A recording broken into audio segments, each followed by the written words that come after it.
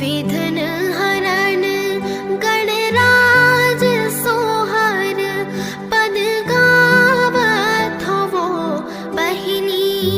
विधन हरण गणराज सोहर पद गावत हो बहिनी।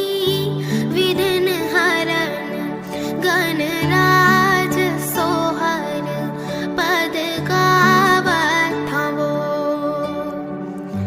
काखर भय श्री राम काखर भय लक्ष्मण काखर भय शत्रुघ्न हो बहिनी। काखर भरत भुआल राजा के घर सोहर हो बहिनी।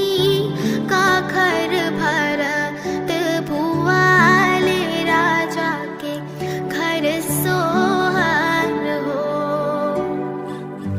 कौशल्या के भय राम सुमित्रा के लक्ष्मण सुमित्रा के शत्रुघ्न हो बहिनी। कैकेयी के भरत भुआल राजा के घर सोहर हो बहिनी।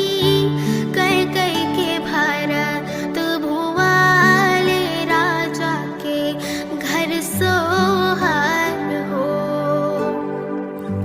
अनधन